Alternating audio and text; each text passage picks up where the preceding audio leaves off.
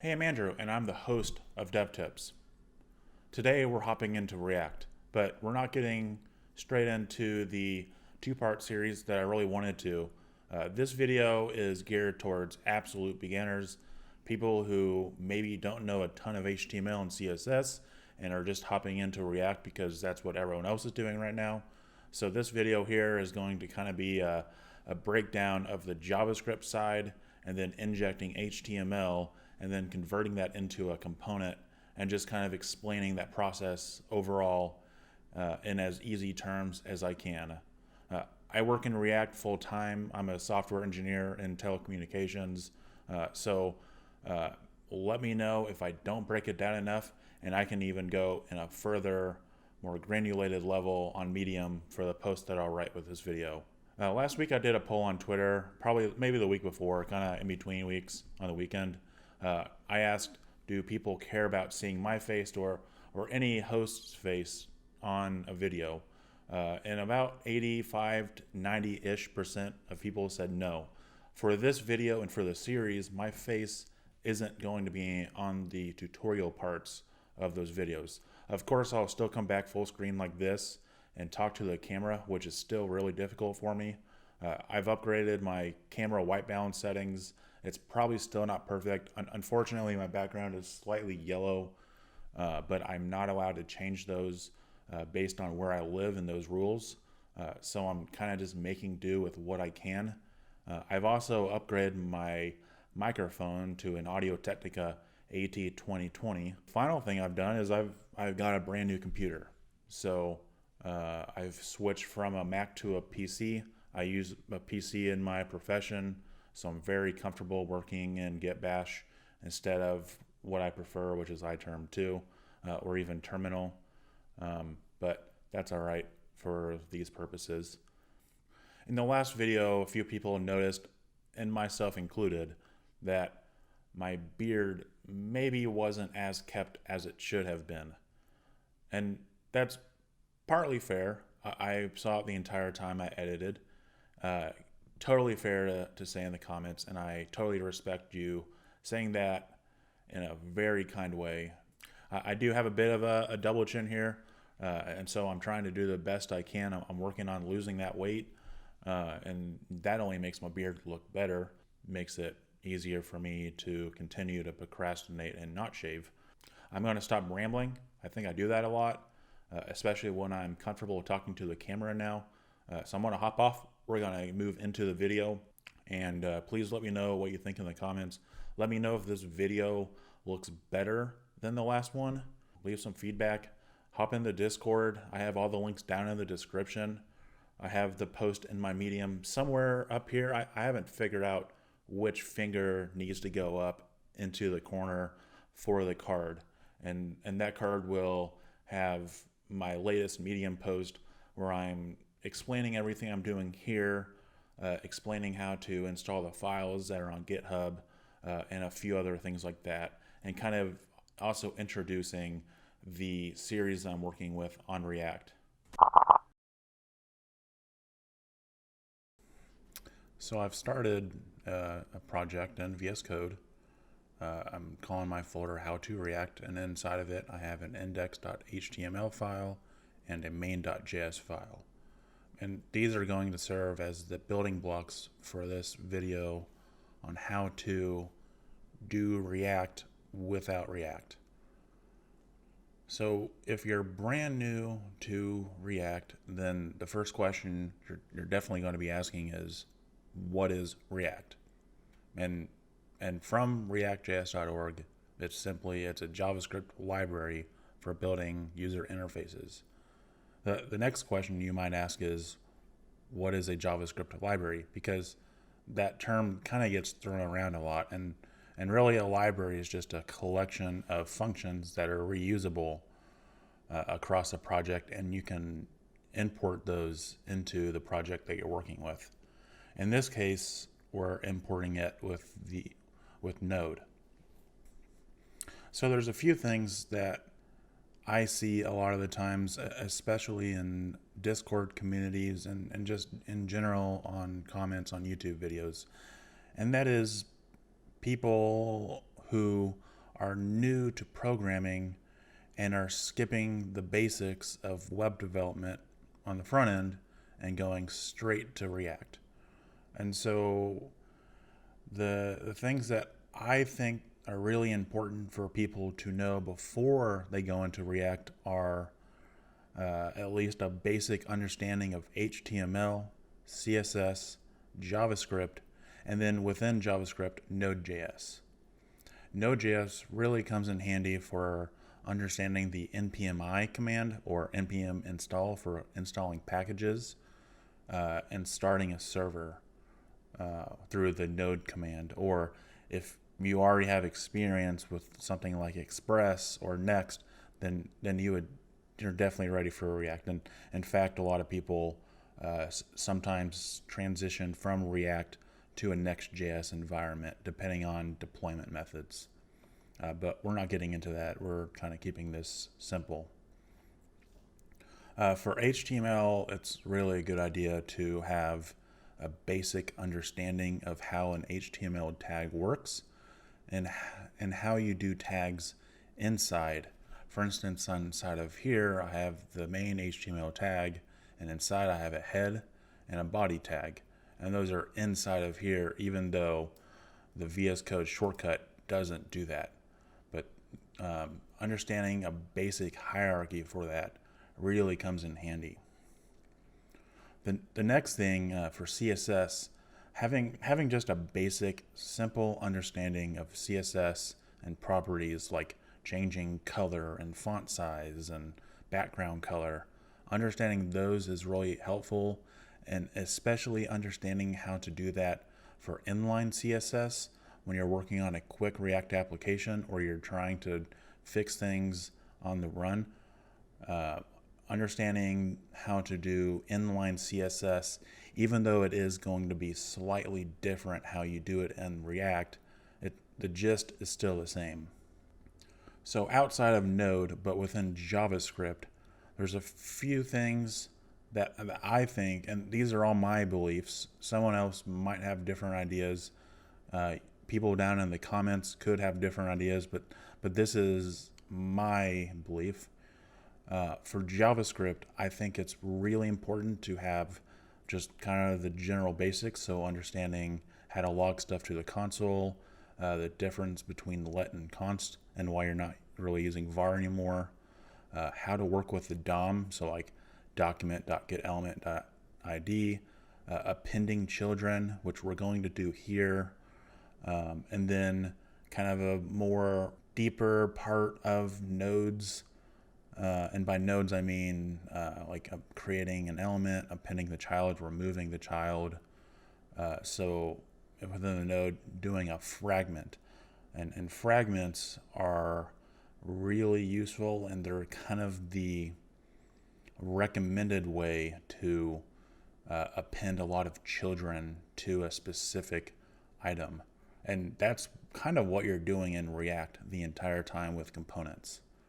So in this video, you'll kind of see how that's done from a purely vanilla JavaScript view.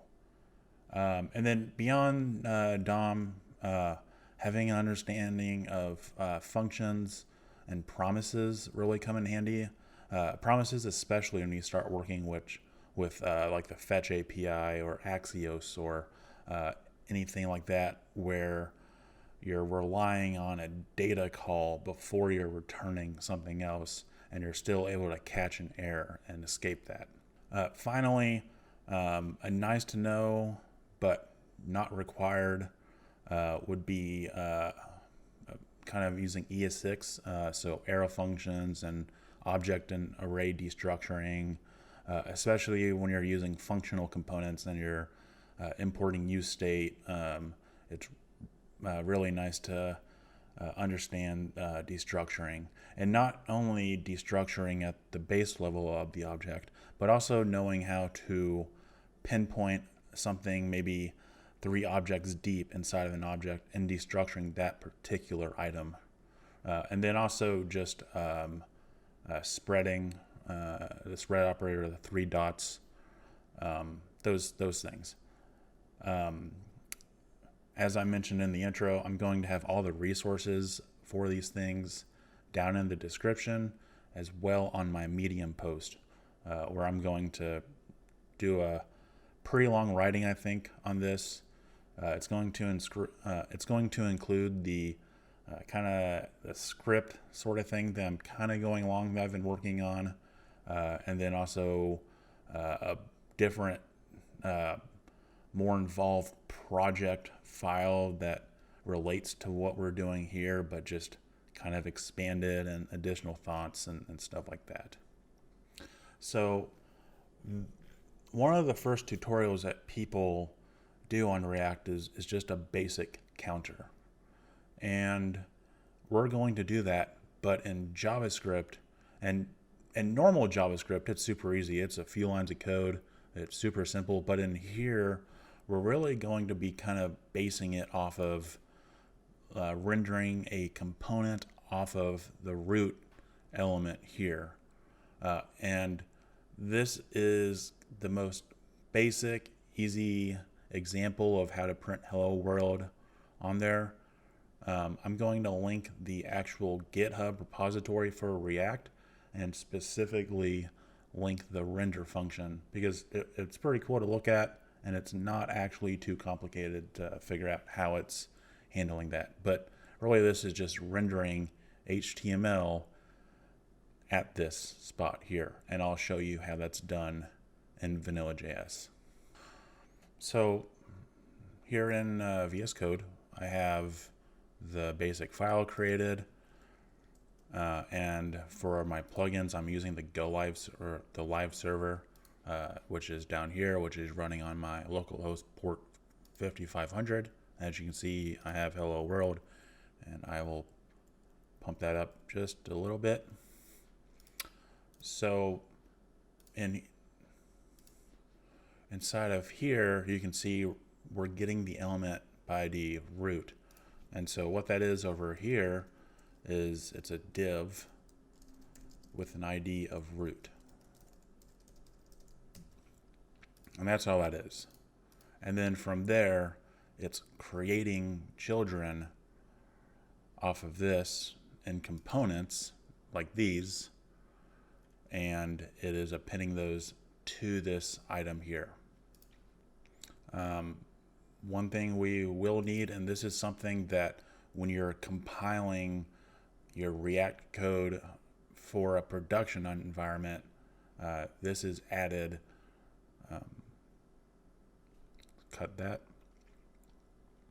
We do need to add a script tag, and it's going to be a special type of script tag that allows us to potentially import components such as these. Of course, not these because we're using vanilla JavaScript, and that tag requires a type module, and that's supported nowadays by every major browser. Of course, there could be some issues with IE 7 or something like that, but generally at that point, you also have a no script like that, and it would say like, please enable JavaScript to use this website or something like that. Just a warning.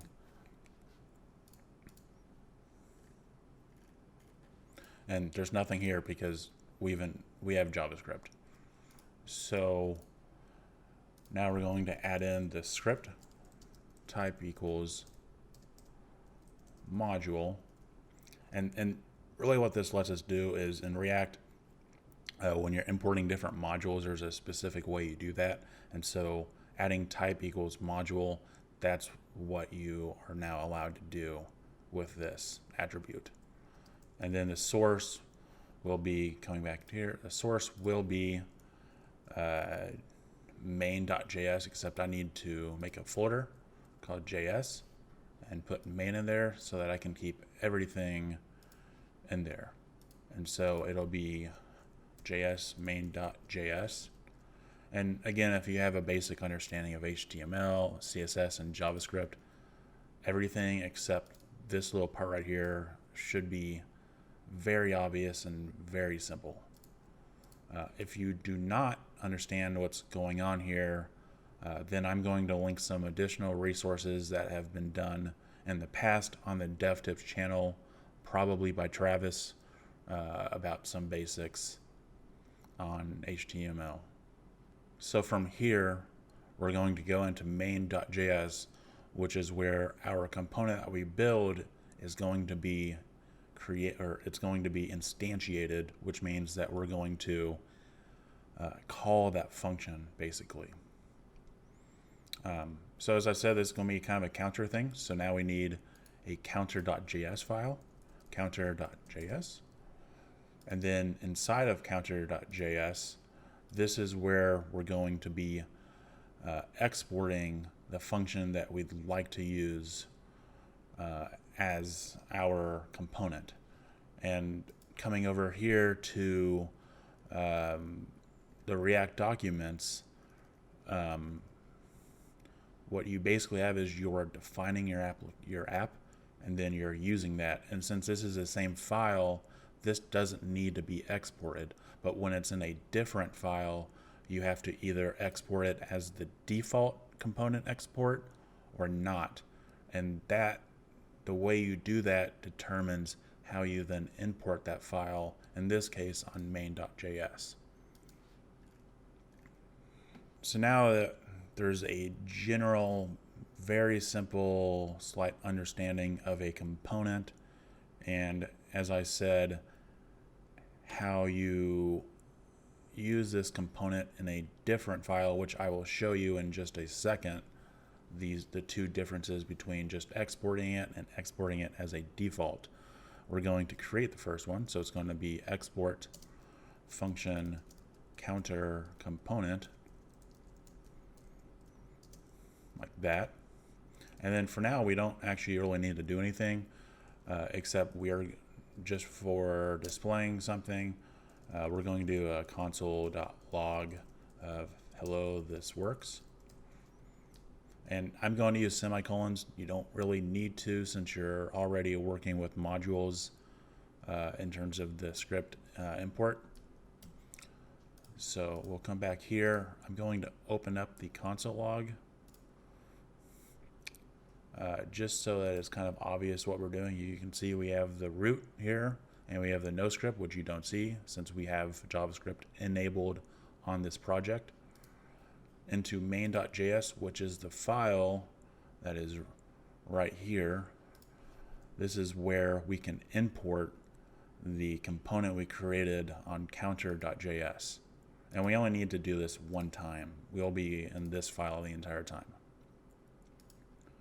So we're going to import, and this is where it's different. So if you did a default, all you'd have to do is do counter component from, and you have to do /, which means same directory, and then you do counter, and it's only going to say counter, but you do need to do .js.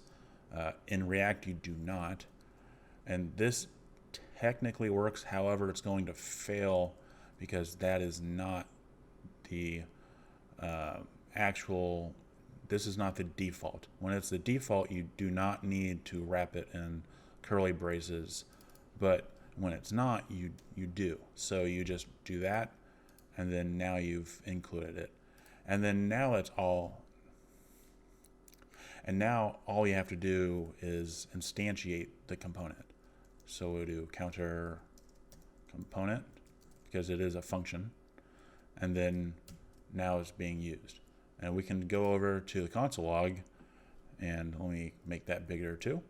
You'll see, oh, hello, this works.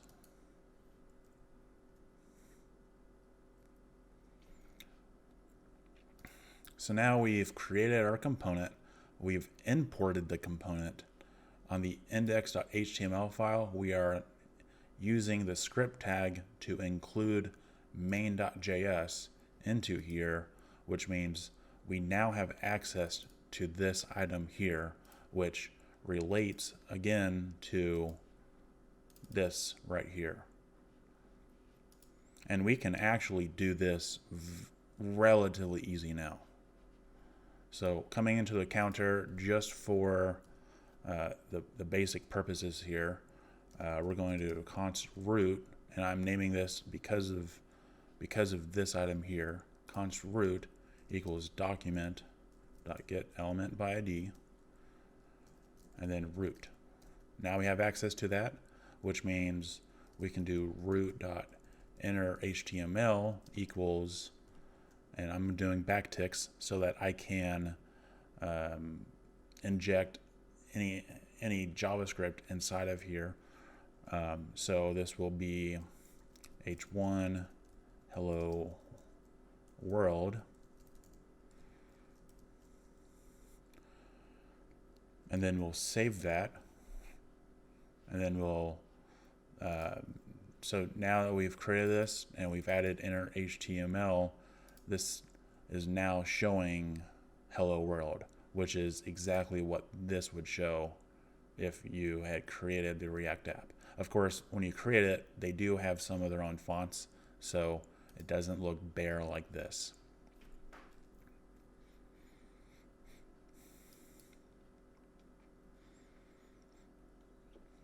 So inside of React, we use something called a fragment a lot. And a fragment is really, it gets compiled down into a div tag in HTML. And what components require are that if you have a lot of different divs, they all need to be wrapped inside of one div, and then everything else can go inside. So if you have a flexbox in here and you have things that are, kind of listed, it needs to have a wrapper around everything into one. Otherwise, it's going to throw errors in the console and not render. But in the next video, we'll go through all those things, and it should be pretty simple at that point. For me, kind of as just a general practice, I always like to return root.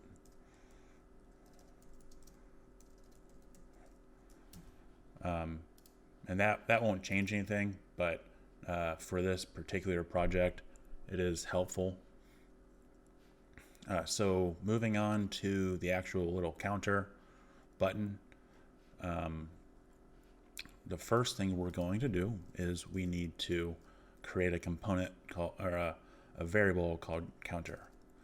So for this, I like to use let, and that's just because I like to potentially change it down the line. I don't really like to do like counter plus for things later on. I always like to do counter equals counter plus 1, and that's primarily because I work in a wide array of languages, and some allow the plus and some don't, but they generally always allow counter equals counter plus 1. And so for my code consistency, that's how I prefer to do that. So again, we're going to create a counter and set to 0. The next thing we're going to do, we just talked about fragments. So in vanilla JavaScript, we can create a document fragment, which is basically what all of the nodes or div elements, HTML, and other HTML elements are getting attached to. So we're going to create that as const fragment equals document.create document fragment. And that's just a function. And now we have that fragment. And then this fragment we've created down here, we're going to append that fragment as a child to the root. And so what that's doing is we have inside of here, so we have this right here, and then anything inside of it is considered a child. And so as you can see, this right here, this is a child of root. So anything that we attach to the fragment gets attached to the root as a child element. And it's generally best practice nowadays, as I said earlier, to do this as a fragment instead of a long list of appending children, which you do still kind of do, but you're appending it to the fragment which has additional properties for looping and different things like that. So it's just kind of what people prefer as a slightly cleaned up method.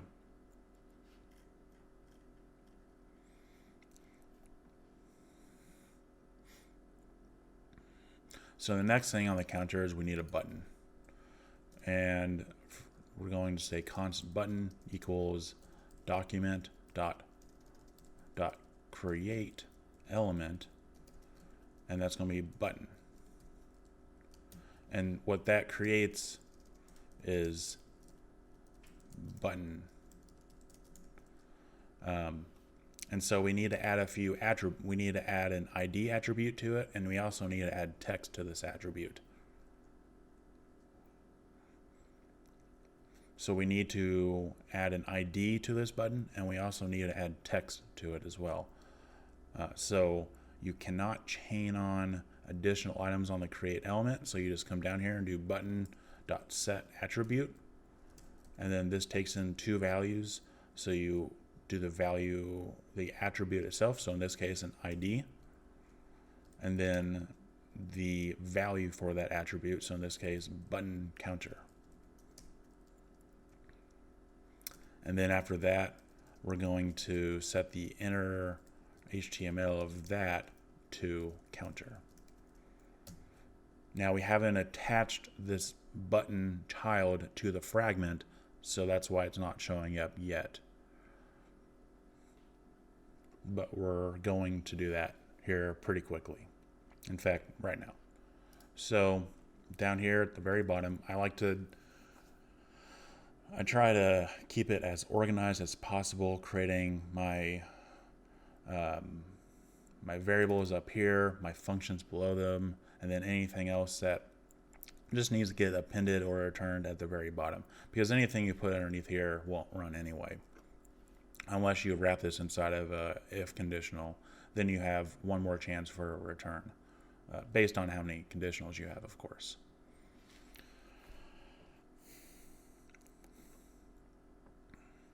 So the next thing that we need is the text for the counter. And so basically the way this is working is you click the button and text below it shows up to go from 0, 1, 2, 3, 4, counting up. So now we need to create that element as well, because we can't just go into index.html and add it, because that's not what you do in React. So in here, we're going to do current count, which is document.create element, and that's going to be a div. In this particular tutorial, I'm not worried about semantic HTML, but down the line in a React application and in a playlist that I'm working on right now, that will become important. As always, I like to save, just kind of make sure I don't have any random errors. If I do, that's totally fine. Nothing here. Going back to elements, again, we only have this because that's the only thing that we have appended to the fragment. So the current count needs a few things. So first, we're going to set the attribute with an ID of elem counter, which means this is when you see elem, that means element. So element counter. And then in this case, we are not going to do what we did here and set the text. We're going to do that separately. So the next thing that we need is we need a way to reset the count.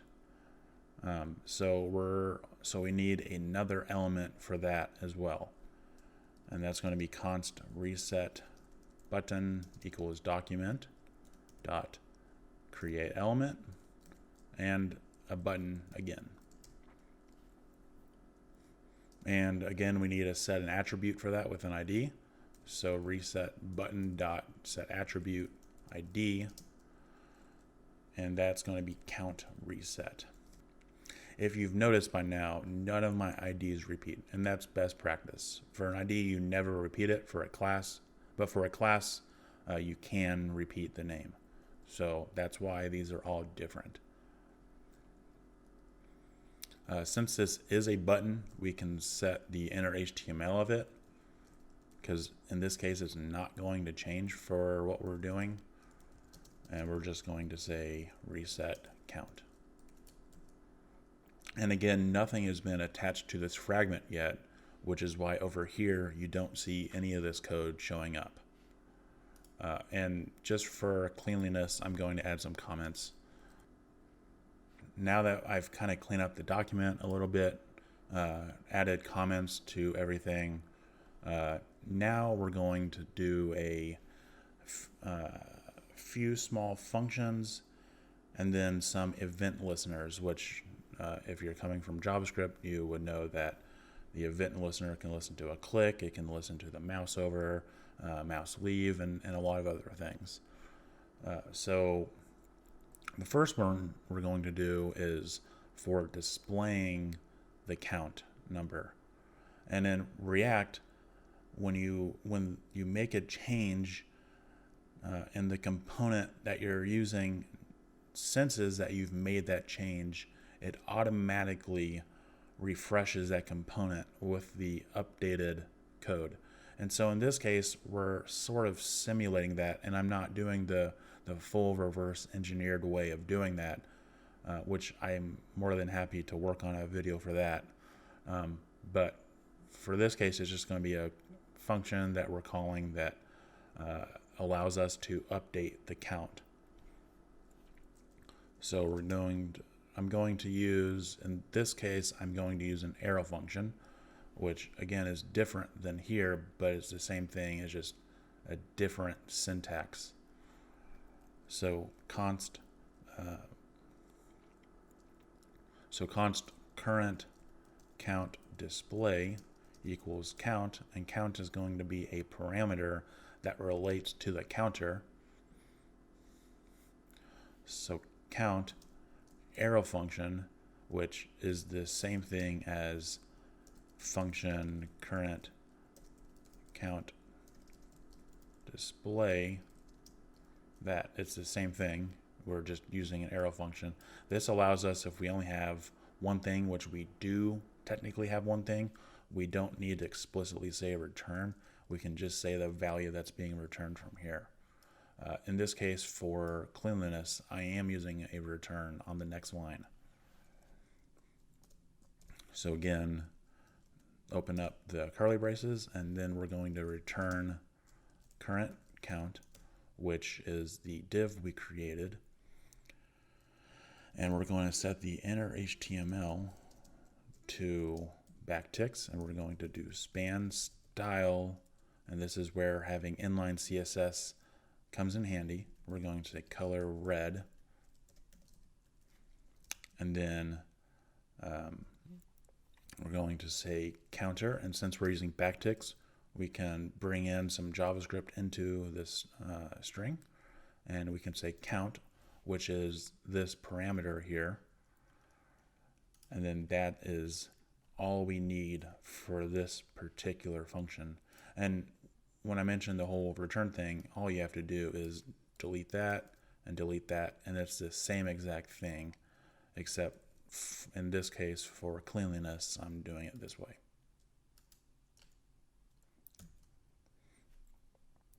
And again, nothing's been attached, so you only see this. In fact, we can remove that. So in fact, we can just remove this, and that'll be totally fine. Just to keep things kind of clean. And now you see there's nothing attached to that. So the next function that we're going to write is going to be slightly more complicated. This is going to be the reset, and for this, I am doing a check if count is greater than 10. Because I can, and because this kind of shows you how we are adding on a component based on a condition, and then if the condition is not met, then it removes that component from the document. So we're going to create a function called resetCounter, which takes count as a parameter again. So the first thing we're going to do is check if count is greater than 10. So if count is greater than 10, we're going to append that element to the body. And in this case, when I say body, I mean the root, which is this, which then relates to this. So root.append, and that's going to be the reset button. Else, this is where we have to check if the reset button is found on the body anywhere, and if it is, then we need to remove that child from the body of the object, just to clarify. So if document.body.contains, this takes in one parameter, and we're going to be looking for the ID of this reset button. So document.get element by ID, and I'm going to format that so it's easier to read. And this is going to be count reset, which is what we set the attribute to be up here. And what this .contains returns is a Boolean, so a true or false. And so if it's true, which is this part right here, which means that it has been found, first to confirm that I am doing it correctly, I'm just going to do, I can just do false, but I like to do it as a string.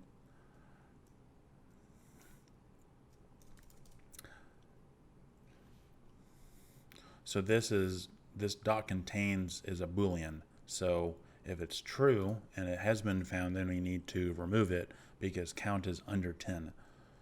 So we're going to do a document.body.remove child reset button.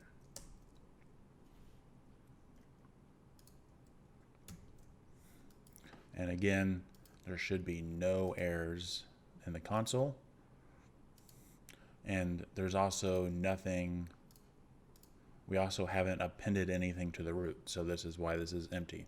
I'm trying to really drill that in, that this component doesn't actually have anything attached to it by way of HTML or anything like that, so there's no reason for it to be displayed.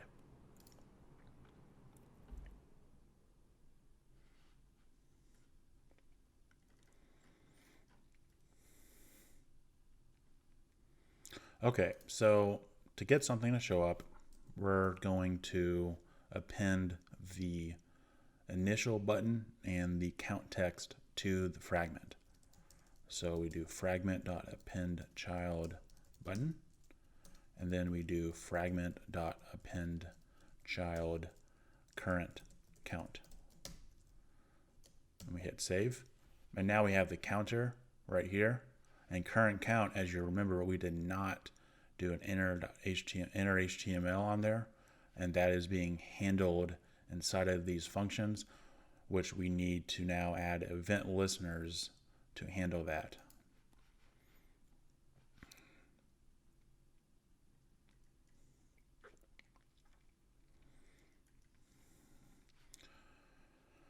So the first event listener we're going to be working on is just the counter. We're going to do the reset one next.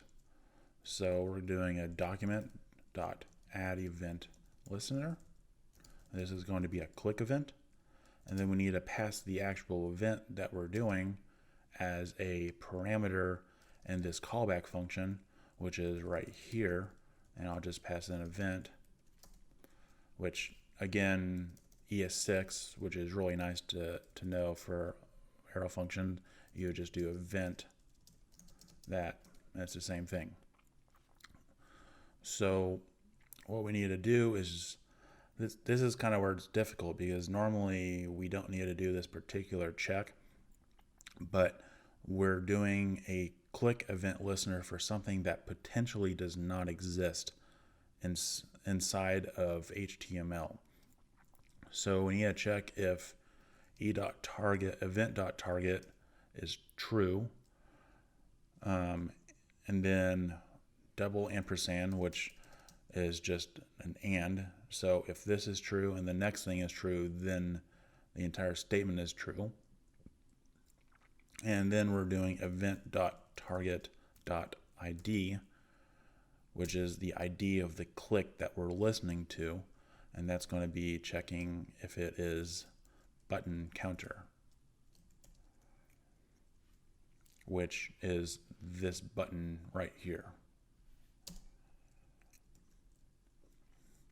And if that's true, first we're going to console.log count, and then the counter that we created in the very beginning, we're going to increase it by 1. And you can't just do that, but again, I prefer counter equals counter plus 1, which is a few more characters of code, but for working with different languages and different applications, it's just easier to keep it all the same. And then we need to display the current count when this is clicked. So the function we created here, we're now using that. So current count display, and that takes a count, which is counter, which is being used right here.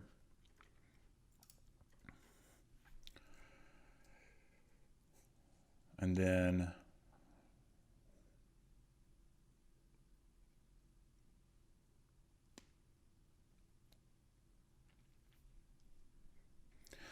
we also need to instantiate reset counter and just pass in counter as that. And we still need to create an event listener for the click that relates to this function, but we'll do that right now. So we're going to save, and actually for now we're going to comment this out, and we'll hit save again. And now inside of here, you see now there's something attached to it. We now have a button, and then we have the element counter, and then we can click here, and as you can see, it's going up and down.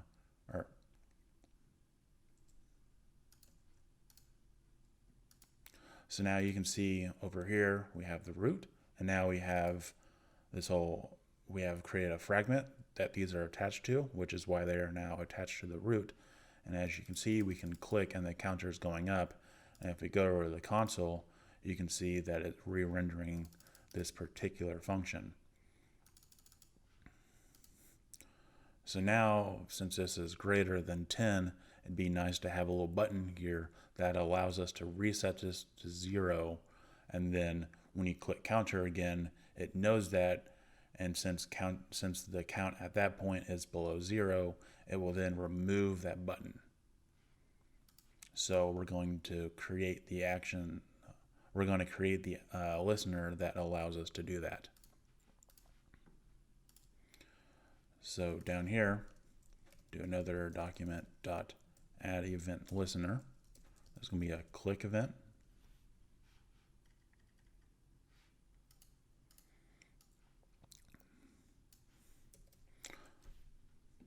So down here, we're going to do document.add event listener. There's going to be a click event. And then we're going to pass an event as the callback function. And the same thing here, we're actually going to do the same exact thing here. So saves time, you can just copy and paste it. The only thing that you need to change is the ID you're looking for, which in this case is count reset, which is up here, we set the attribute to count reset. And then inside of here, we're going to remove all of this. And we don't need that either. Inside of here, we're going to do counter equals 0. And then the current count dot enter HTML equals count reset. And this is just a message saying that we've reset the count. And then all we need to do is uncomment this. We hit save. And then again, you can see the root, and we have 2 items attached to the root. We hit counter. And then once it goes to 11, now it's added a new item to the root, which is reset count, which then we click it, and that changes the text. And then we click counter again. Oh, well, I didn't expect that. Let's see what's going on here. Allow me to fix my mistake. So we ran into an issue, and the issue is actually kind of funny. So we did it correctly, we just used the wrong attribute. And so up here in the reset counter, we originally had something called remove child, which is the opposite of an appending child, but we still ran into the issue where this wasn't particularly a part of root, but we were trying to get rid of it on root, so it just drew an error. So .remove does the same thing, but it doesn't, but it's removing it from the correct node. So now when we click counter and we go up, now we have that, and we click reset counter, and then it hides it. And if we come over here, you'll see that there's only 2 things here, and this is just showing the text that we did here. So we click, click, click, click, and now it has this. We hit reset count, and then as soon as we go here, you can see it's been removed. And again, all this relates to this right here, which components, this whole component here and these components here, they all go to root. So this is kind of a basics of how React works with JavaScript and displaying the code and applying. So this is kind of how React takes a element that you create in JavaScript and then appends it to the fragment and then returns that to you on your interface. And then it re-renders every time you make a change here, which is what is happening in the console. Every time that goes up, that is making a change.